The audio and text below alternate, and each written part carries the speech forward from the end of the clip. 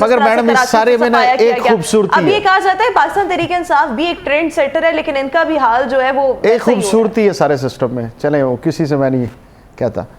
ایک شخص کو آپ نے جیل میں قید کیا ہوا ہے، اس نے پکڑ کے آپ کے پورے سسٹم کو بھی ننگا کر دیا، اور اس کے باوجود آپ کی ساری مشینری اسی کام پہ لگی ہوئی اور پھر کنٹرول نہیں ہو رہا ان سے. جو ران صاحب بات کریں بڑی سی بات کر رہے ہیں. دیکھیں یہ کوئی فیسلٹی ہمارے لیے کام نہیں کی گئی.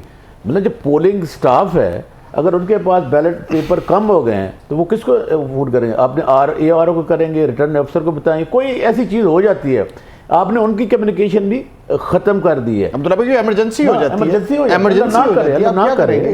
یہ دیکھیں میں آپ کو ایک پھر بتا، یہ ایشیا کی سب سے بڑی بار ہے. 1,20,000 سے زیادہ لاہور میں ہمارے وکیل ہیں، یہ ان کو ریپرزینٹ کرتے ہیں. ہم ہیومن رائٹس کو کرتے ہیں، یہ فیئر ہیں، میرے بھائی پارٹی کو کرتے ہیں. ہم چاروں کا یہ ایک یونانیمس ہے کہ یہ جو الیکشن ہے فری اینڈ مائٹ بھی یہ ڈفر کر فری اینڈ فیئر نہیں ہے. ایک پارٹی کو ایک پوزیشن نہیں دی گئی، ہیومن رائٹ وائلیشن ہو رہی ہیں، میڈیا کو وہ چیز دکھانے کی اجازت نہیں ہے. اچھا پیمرا کہہ رہا ہے جی کوئی پابندی نہیں ہے، اسٹیبلشمنٹ کہہ رہی ہے الیکشن فری اینڈ فیئر ہوں گے. اچھا الیکشن کمیشن کہہ رہے ہیں فری اینڈ فیئر ہوں گے.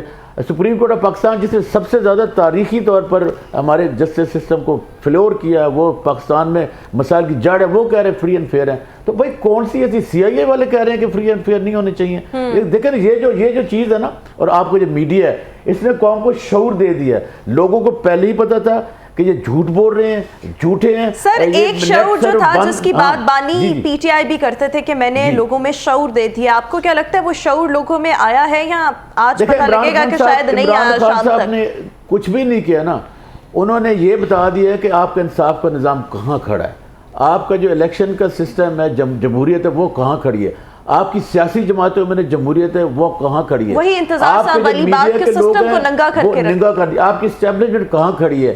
وہ جو کہتے تھے نا، ہم ان کی بات سے دیکھ رہے ہیں کہ انسان غلط نہیں ہو سکتا، اس کی سوچ غلط ہو سکتی ہے، انسان کا اپنے ایک نقطہ نظر ہو سکتا ہے، ہمیں اس کے نقطہ نظر سے اختلاف ہو سکتا ہے، اس کی ذات سے، اس کے جسم سے، اس کی باڈی سے نہیں ہو سکتا.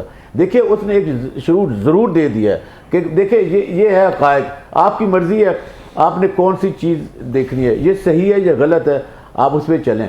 دیکھیں ایک نیا شخص آیا، اس نے چیز کر کے دکھائی ہے. وہ کھیلوں میں تھا تو کہاں پہنچا، اس نے یونیورسٹی بنائی تو کہاں پہنچا، اس نے ہاسپٹل بنایا. آج بھی شوکت خان میں بلیو کرے اب چلے جائیں، کہ جی مجھے خان صاحب کو نہیں بھیجا، وہ کہتے ہیں ہم خان صاحب کو نہیں جانتے، کیوں میں آئیں، اگر ہو سکتا ہے ہو جائے گا. دیکھیں یہ جو چیزیں ہیں کہ لیڈرز کی ہوتی ہیں، ہونا چاہیے. اس نے پاکستان کو ریپرزینٹ اچھا کیا. ہم یہ نہیں کہتے کہ جو دوسرے لیڈر ہیں وہ غدار ہیں، میں یہ پکا کہتا ہوں کہ پاکستان میں کوئی سیاسی شخص غدار نہیں ہے، سب محب الوطن ہیں. لیکن بدقسمتی سے جو ڈیوائیڈ اینڈ رول کرتے ہیں، جو عدالتوں پہ اثر انداز ہوتے ہیں، ہم مشکل وقت میں تو ان کو سینے سے لگاتے ہیں، جب اپنے میں مشکل وقت آتا ہے تو ہم کہتے ہیں عدالتوں کو صحیح نہیں کیا.